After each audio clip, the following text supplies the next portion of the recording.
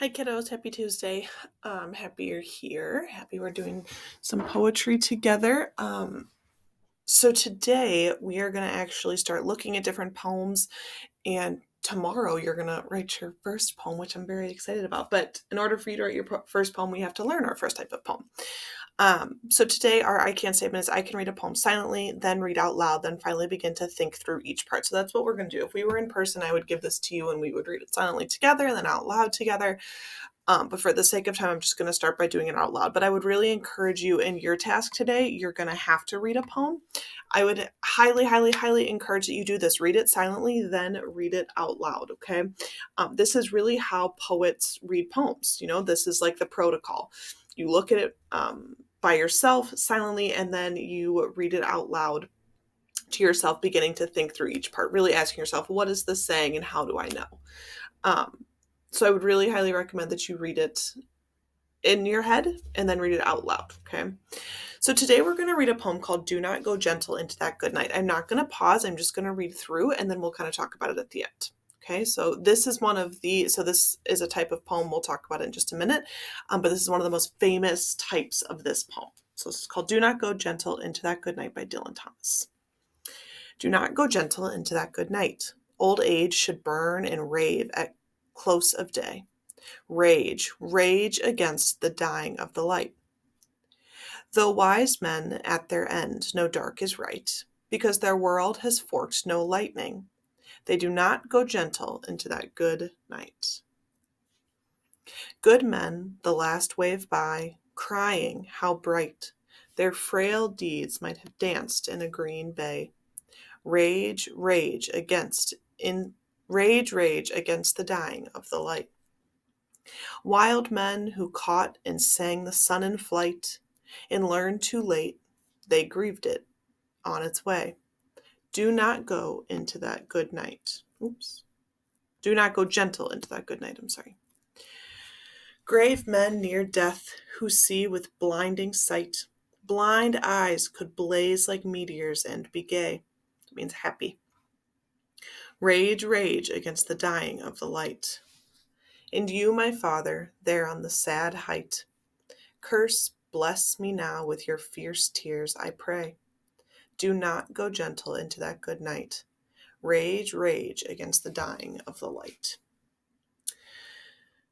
So poetry can be confusing, even like as you read it, especially, I know for me, it's not always a natural thing because they'll kind of break up their sentences. And that's why it's important for you to read it in your head and then read it out loud, because some of those sentences that maybe didn't make sense the first time will make sense or might make more sense when you read it the second time.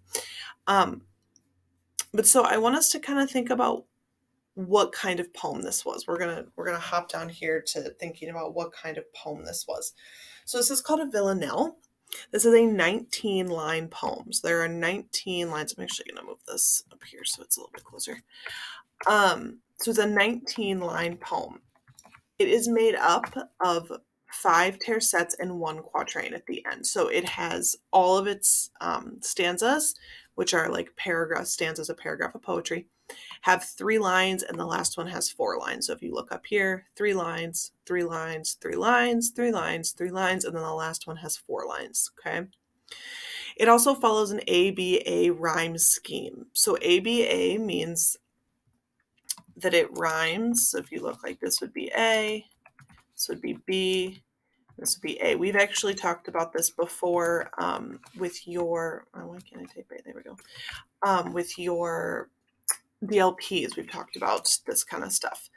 So ABA, so it means flight and night rhyme. So like again here, this one would be an A, B, A, because sight and light rhyme, right? Bright, light. But then if you look, the B's also rhyme. Bay, way, gay. So it is, it's a pretty complex poem. It's a pretty complex form of poetry. But it's a good place, it's just interesting for us to start. So this would be ABA. So the A's are going to rhyme and the B's are going to rhyme.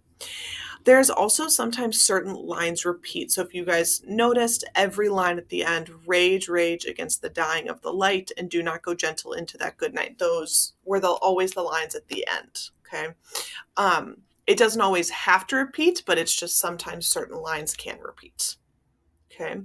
So today you are going to look at Suburban, this poem. I'm going to tell you right now what kind of poem it is. This is a villanelle. So that you're going to analyze this poem today. That's your task. And so these are the same questions that I have written for you. It says, what is the saying, the poem, and how do I know? What is the tone or the emotion of the poem? How do you think the author was feeling? What images were created in your head? What lines, phrases, or words repeat? Are you confused by anything? And why might the author have chosen this format? So really, guys, there's no right or wrong answer for this. It's what you think, right? Like, is anything confusing? That's an opinion question. What lines or phrases repeat, right? So this is right here where I would take this line and I would put this down here, right? Because I know this is repeating. And you don't have to do anything more than put it down, but maybe why does the author use these lines to repeat, right? Why does he keep saying, do not go gentle into that good night, rage, rage against the dying of the light? With this poem, Dylan Thomas, and I have done a lot of work with this poem for your unit, so this is, I've had some time to think through this. But, I really think that he is saying that we need to fight against death, right? That's kind of the message that I'm getting. Right? Good men, the frail deeds of dance in a green bay, like rage, fight against the dying light. So it's saying like all these men, right, or all these people should be fighting death. And then the last line, it says, and you, my father, there on the sad height, curse, bless me now with your fierce tears, I pray. Do not go gentle into that good night, rage, rage against the dying of the light.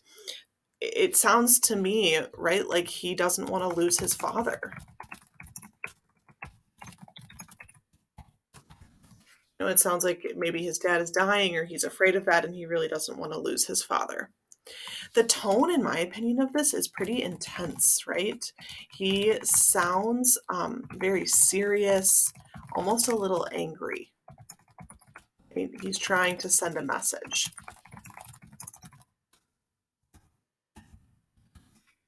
So again, when you're reading through this, guys, there's no really right or wrong answer, but this is how I interpreted this poem. Right, so I'm not going to go through all of these just for the sake of time. But right, thinking, why might he have chosen this format? Why might the repetition be important, right? Maybe the repetition for this is important because he really wants to drive his ideas home, right? And he knows that he can do that with these two lines that he repeats. But so my task for you today is to mark up this poem. So I was going to have you do it in your poetry packet, but I couldn't find the poem that I wanted. So we're going to do this poem, or just do it in a separate task. So please turn it in when you're done. But I want you just to read through. This is supposed to be, there we go. I want that to be on one line. So that's supposed to be on one line too. There we go. Okay, so I want you to read through this poem. Start with reading it in your head, then read it out loud. And I'm going to have you answer the same questions that I just answered. What is this saying and how do I know? And guys, again, there's no, I think a lot of you might look at this and be like, I have no clue. You are more than welcome to reach out and ask for help, but I'm not just going to give you the answer, okay? Because I really want you to figure out, what do you think it means? If you don't know what words mean, like maybe this word we're not sure, look it up, right? Google it, see what it means. That it's totally at your disposal to use. The tone or emotion, what images were created, what lines repeated, is anything confusing, what kind of poem is this, and why might he have used this type of poem? Oops.